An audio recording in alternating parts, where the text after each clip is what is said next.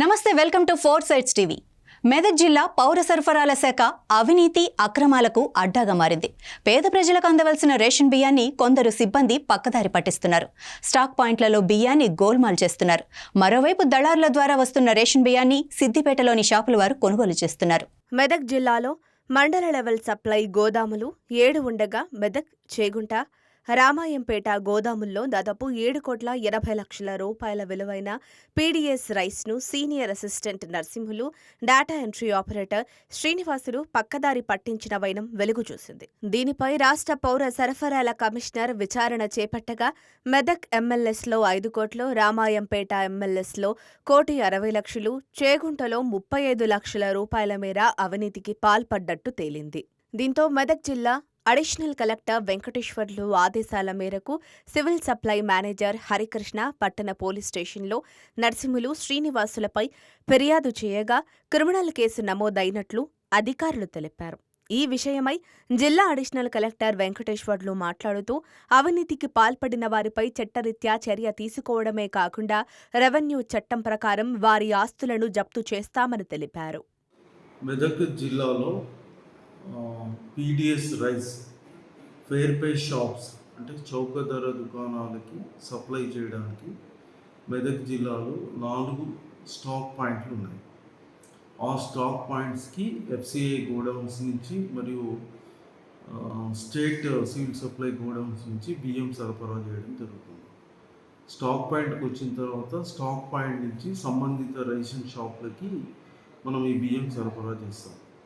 ఈ 4 stock points కూడా మేము రీసెంట్గా ఇన్స్పెక్షన్ చేయడం జరిగింది. అందులో చేగుంట మరియు మెదక్ టౌన్లో ఉన్నటువంటి ఎంఎల్ఎస్ పాయింట్లో చాలా తేడా కనిపించింది. మెదక్ స్టాక్ పాయింట్లో అయితే దాదాపు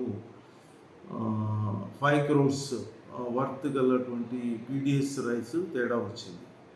సో దానికి సంబంధించి స్టాక్ పాయింట్ ఇన్ఛార్జిని, తర్వాత అక్కడ పనిచేస్తున్నటువంటి కంప్యూటర్ ఆపరేటర్ని కూడా ఇద్దరిని సస్పెన్షన్లో ఉంచి వారి మీద విచారణ చేయడం జరుగుతుంది.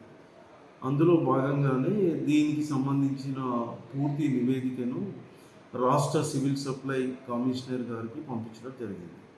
సో వారు వీరి మీద క్రిమినల్ యాక్షన్ కూడా తీసుకోండి, దాంతోపాటు ఈ డబ్బులకు సంబంధించిన అమౌంట్ అది కూడా రికవరీ చేయాలి అని చెప్పారు. సో అందులో భాగంగా జిల్లా కలెక్టర్ గారి ఆదేశాల మేరకు వారి మీద రెవెన్యూ రికవరీ చట్టం కూడా ప్రయోగించాము. వాళ్ళకి సంబంధించిన ఆస్తులు, తర్వాత ఇతరతర అస్థిర ఆస్తులు ఏమైనా ఉంటే వాటిని చట్టం ప్రకారం వాటిని స్వాధీనం చేసుకోవడం, తర్వాత ఈ అమౌంట్ ఏదైతే ఉందో దాన్ని రికవరీ చేయడం, తర్వాత ఈ దుర్వినియోగపరిచినందుకు గాను వాళ్ళ మీద క్రిమినల్ యాక్షన్ కూడా తీసుకోవడం జరుగుతుంది.